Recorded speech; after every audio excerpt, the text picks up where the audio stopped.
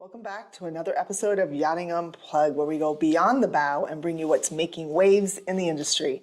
My name is Kim Sweers, the boat boss. And I'm Rick Thomas, and we're diving into national headlines today, Florida happenings, boating drama, and everything that's shaking up the industry. So Kim, let's just jump right on in. We're going to jump right into it. I'll tell you, we're going to keep it light and bright and positive. Out of DC, the tariffs have been delayed until July 9th. I'm really excited about that. I think that's good. It gives everybody time to kind of, know what's coming and make good decisions. And the phone's been ringing a little bit more at the dealership, and I know a lot of people in the industry are feeling the same uptick right now. What have you heard? It's a mixed bag, but I'm hearing more people busy. I'm not hearing about any new layoffs, and everybody that's been in the circles that I've been circulating in has a very, very optimistic outlook for the summer and going into the fall season. So I'm sitting here glass half full, saying we're gonna end up with a pretty good year this year. Yeah, I know that some of the surveyors are busy. I've heard my friend Frank, who's a surveyor. He's very busy, and the finance companies are busy, or busier, which is a great sign. Yeah, good uptick for sure. That is a good sign. All right, well, interesting. Let's going to dive into some fun. It was actually Captain Carey from Below Deck. Sorry. Yeah, Captain Carey. Captain Carey reached out to me on social media and sent me a clip of a Russian gentleman stealing a 60, 70-foot yacht. The $2 million yacht down in Tequesta? Right. Crazy. I mean, how does that happen? I can see stealing a car, you put it in the garage, or, you just drive on the highway till it's gone, but how do you steal a yacht and get away with it? Well, there's two parts of that, Kim. You can steal the yacht actually almost too easily because these boats are tied to the dock. And if you are good around boats, if you know how they work, you make yourself look like you belong, very few people are going to question you if you come on board a boat, throw the lines out, fire up the engines, and go. There's no parking brake really, and as long as you have got the ability to get those engines fired up, have a great day. Right. The bigger problem, though, is what do you do with it? Yes, what do you do with it? Yeah. Yes. Well, it's like you said, it's a one and done thing. Hopefully it's, something that they just use and don't destroy the boat.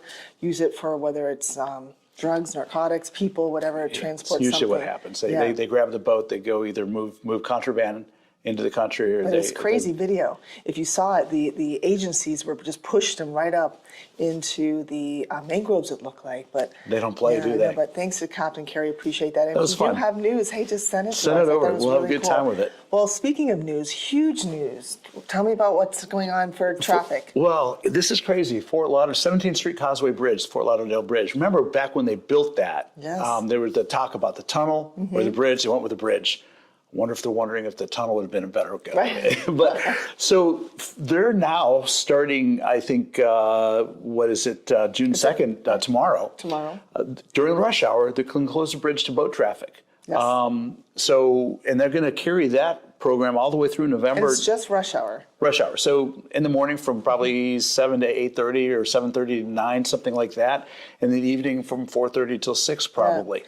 Yep, so it's a trial period that's lasting until the end of November, starting, like Rick said, June 2nd to November 28th, right? That's right. The bridge will remain closed during rush hour. Now, the good news for most boaters, that bridge span is about 54-foot clearance. Yeah. So most boats that navigate the ICW should have very little problem getting under it. Unless you're a bigger boat, then you're going to have to plan accordingly. Right. So speaking to the captains, check your times before, and it is an international gateway around the world. That's why we're bringing it to you on Yachting Unplugged, because a lot of the vessels are coming from across the pond and everywhere else internationally. So it's good to know it. So thanks to the local politicians and the people in the city involved in that, and the federal agencies. Yeah. I mean, the bigger boats that want to come into Pier 66 and BMR, you go under the bridge for the most part, so be aware. Yep.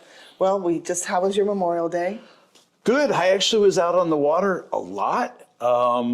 It's interesting because what we're going to talk about, when I brought my family and boat out on Monday morning, I looked over to the sandbar. Everybody knows about the sandbar. There's actually 2 or 3 of them over there, but there's a big one, the triangle right they call it. Right outside of the yacht club. Yeah, and I saw the boats piling in there, and I thought, no. So I went down to Whiskey Creek and put my boat on the beach right there, and that was great. But with amongst all those people, there was tragedy that happened There was no deaths on that, but 11 people out of the 15 people on that 39 Sea Ray, 11 people. There was a boat explosion, a flash fire. Actually ended up hurting quite a few people. 11 people on that out of 15. Reminiscent of what happened at the 15th Street fuel docks a few months ago. Right. You know, you have to be aware when you, particularly if you're driving a gasoline-powered boat like I do, if you can smell it, you have a problem. These fumes, vapors can, particularly in the heat, the sun, you know, that will cook things off. And most fuel tanks and fuel systems are ventilated properly. Older boats sometimes run into problems if they're not maintained well or things clog up the ventilation. Bottom line is fuel fumes congregated. Yeah, it smells, people. And so if it smells, don't turn your boat on. No, Stop. no, evacuate the boat actually. Absolutely. You know, get some ventilation fans going, whatever that looks like. But yeah, they started the engines and the boat blew up and a lot of people were injured, unfortunately. Yep, so 11 people. There's some, I think 4 still in critical condition, 2 of them being a child, and there was a dog on board. Let's go to there was 3 fires actually. Yeah, crazy, huh? And there was a second one. Let's talk about that one. Yeah, 30-foot boat. Magia, which was offshore near the 2100 block of South Ocean Drive in Fort Lauderdale. Only one guy on board, fortunately, but he was hurt. Something caused it to blow up, too. I don't know if he was on a mooring or was underway. More likely he was on a mooring, perhaps. But, you know, he jumped into the water to escape the fire. He was hurt. Fortunately, he was rescued. He'll probably recover. But another boating incident, same weekend. Same weekend, and right, same kind of exactly, thing. Right, You and know. then we had a 48 Viking actually catch on fire. That's Very an odd popular, one, right? Yeah, it is very odd. Yeah, that was 13 miles offshore. Yeah, off Jupiter, which is a great fishing area. I mean, that's big fishing up there. And you go out 13 miles, you're in big, beautiful blue water. Yeah, but what a loss to lose your boat. That's every boater's nightmare. So we're going to reach out. We're going to actually have someone from Resolve on the show to talk about that. You had mentioned that. We're going to have some other guests on our future show that's really going to talk about fire prevention. Well, my friend Chauncey Naylor and I were just speaking before we came on air. He's going to help us set up a demonstration. We're going to demonstrate, tabletop demonstrate, the power of gasoline and what happens, and that'll come up in a couple weeks. I'm going to wear my whole gear for that one. I want to burn my hair off. Yeah, don't do that. Don't do that. We got to keep that beautiful hair intact, right, all the way through this. Well, speaking of demonstrations, there's a lot of demonstrations and products that are going to be showcased at IBEX. Yeah. We really want to drive home the point that IBEX is coming. It is going to be here this October, Yes. October 7th to the 9th at the Tampa Convention Center up in Tampa. Yes. I've been going to that show for years. Is this your first trip up? No, I've been going to IBEX That's right. since, I mean, wow, a very long time. That's right. Metz is your first one coming up. Yes. Yeah. But IBEX is a great show. No, I remember I was fighting cancer in Tampa, and that's when I first started going to IBEX. So it's been about 10 years now that I've been attending IBEX, and what a great show it is. Yeah. I'm bringing one of my clients into that show. We're showing off the Toma Top for the second time this year at the IBEX show. It's a great. It is a congregation of the U.S. boating industry and elements of the world boating industry coming into Florida, Tampa specifically, for 4 days of just good networking, great presentations, great products. Sea trial demonstrations in Tampa Bay. Yeah, there's tons of boat manufacturers that are actually on the bay, which is great. So it gives you a chance to get out there and test some of the hybrid solutions and also the autonomous driven vessels and so many great new products that are on the water, not just inside the convention center. So book your hotel and register today. I love it. All right, let's talk about people in the news. Yes, people in the news. I mean, Frank Holgemeyer, who's a great advocate. He's the man in the industry. NMMA. Yes, he's the president of the NMMA, and he's recently been... He's going to ICOMIA now. Yeah, which is the international version of the NMMA. Taking sounds like a similar role. Yeah, I mean, congratulations to Frank. He's really been a massive voice in the industry, and him and his team have really wrapped their arms around a lot of issues, taking them not only to the state level, but federal as well. And we are so thankful to have his leadership. That advocacy is so important to an industry like ours, and to have a voice like Frank's. Thank you. Really appreciate it. Keep up the good work. Yeah, congratulations on the new role. So it's raining. We're here at Sunrise Harbor Marina. We're inside, folks. We're dressed to go outside. We were going to be on the docks. I know we were, and it's raining out, and it is the second day of hurricane season. Yeah, and this is unusual because usually Florida, you get rain for an hour or two, and then it's it goes been raining out all day. Since first thing this morning. So here we are inside, but it is the start of hurricane season. It is, and NOAA expects, I think they said 13 to 19 storms is what they're projecting, 6 to 10 to become hurricanes, and 3 to 5 over they'll be Cat Cat 3. 3 or more. So let's say our prayers that they actually don't go nowhere. Well, the good news, if there is good news in this is not much different than the previous year's forecast. They're staying fairly consistent, and the number of named storms and the size and the intensity of these storms, which just is a good reminder that going into hurricane season, you don't prepare when you're hearing about the named storm heading your way. That you're way behind the curve if you do that. There's nothing available. I mean, you're basically.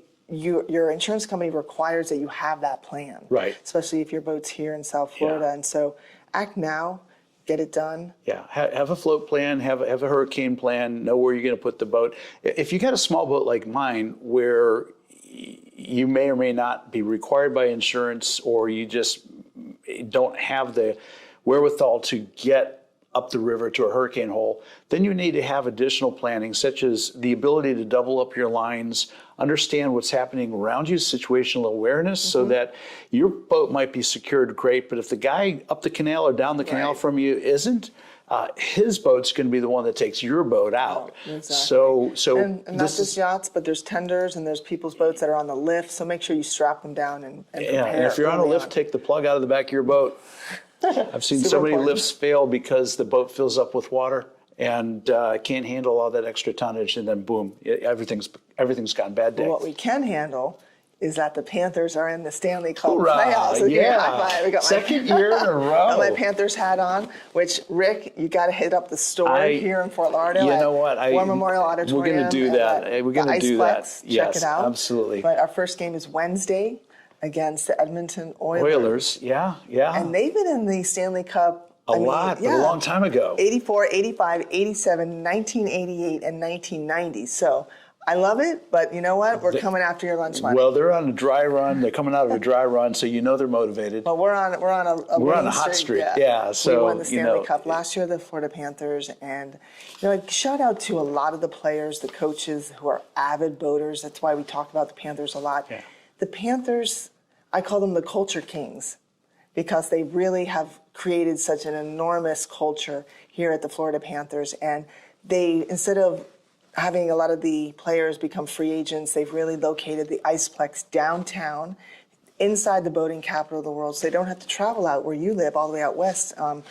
In Fort Lauderdale, they really practice downtown. They take their golf carts to work. They are in their boats constantly. So the Panthers are avid boaters, and they just couldn't be happy for them. It's a good synergetic relationship between the professional franchise and the community, which is what it's all about, really.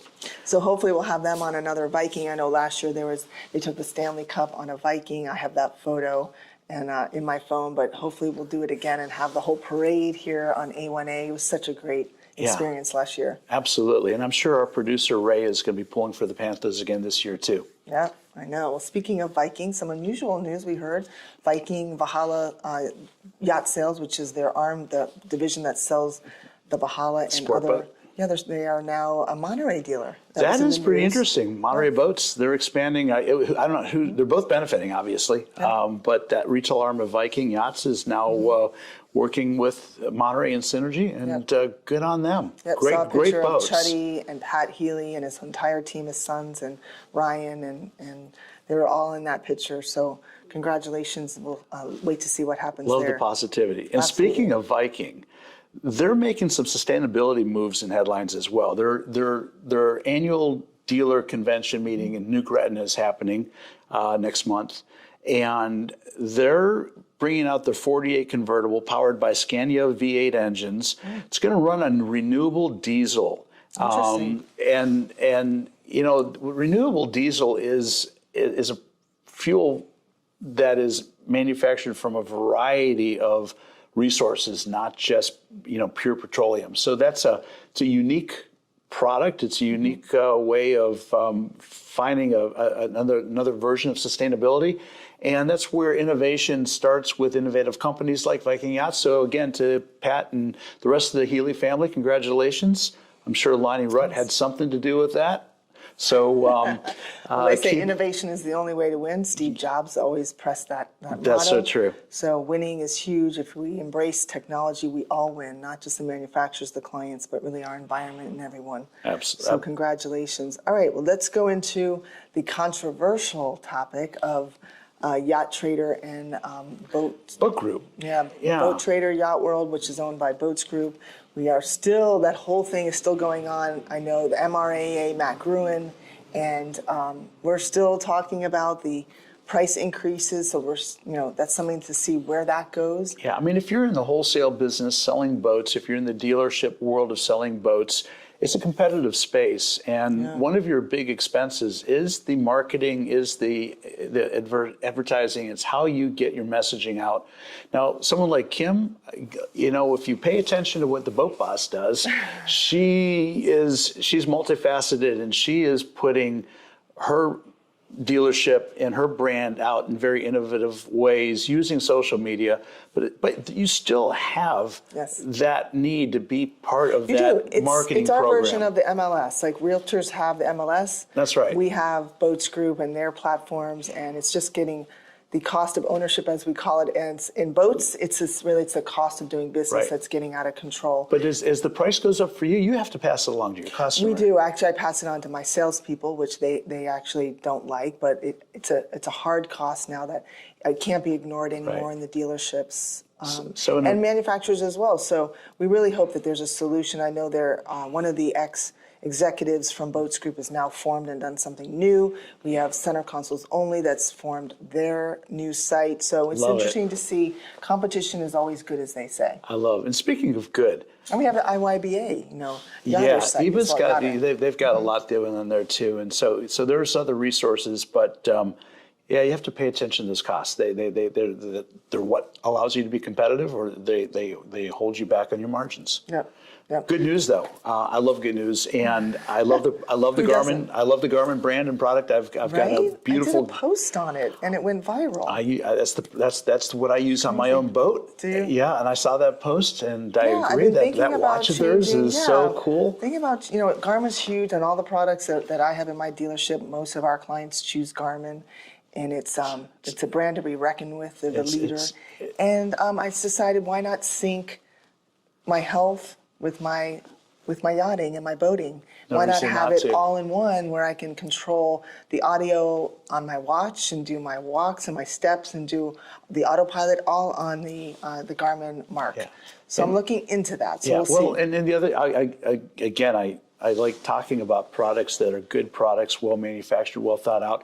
I bought a Garmin for my boat 7 years ago. Mm-hmm. And last year, after I did a major renovation on my boat, for the first time, I took the SD card out and I updated all the software, put it back in. Kim, I got a brand new Garmin out of that. Really? Everything changed on that machine. That's incredible. And it was just like, wow, how cool is that? So that's a company that thought about what the future looks like.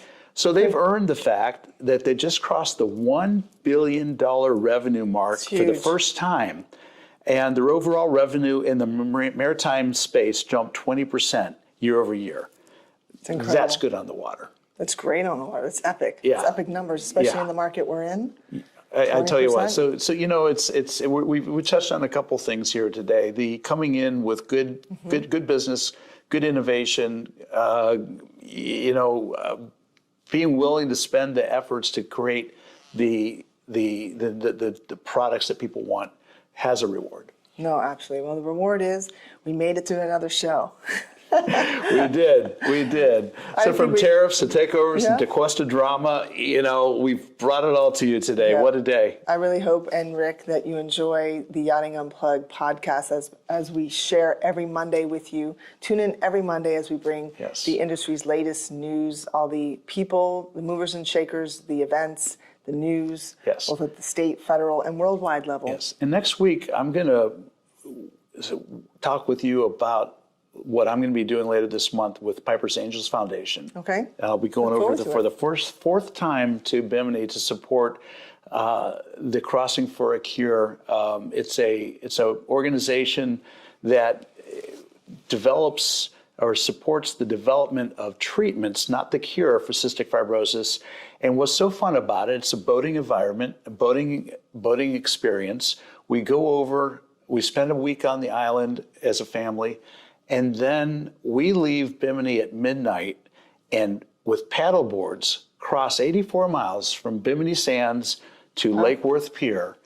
It takes about 16 or 17, 18 hours, depending on how fast they paddle. Right. Wow. But we're raising money and we're doing some really cool things. And this year I am taking a woman across that has cystic fibrosis, and she is going to try to go iron beach to beach without touching the boat and taking direct boat support. That's great. And if she does, she'll be the first woman with cystic fibrosis to make that trip. Wow. Hats And off to so- her. And what is her name? Her name is Riley Walker. Riley. Well, And, Riley, props to you for doing that. And we'll put some information in the post below about the actual voyage and what you're trying to do. Absolutely. Well, and thanks so much for that. I'll talk a little more in depth with it next week. It'll be fun. Maybe we'll bring Excellent. Riley or somebody on board to talk I'd to love us talk too. to- Well, folks, thanks for tuning in again to another episode of Yachting Unplugged. On behalf of Jeff and myself, and all of our sponsors,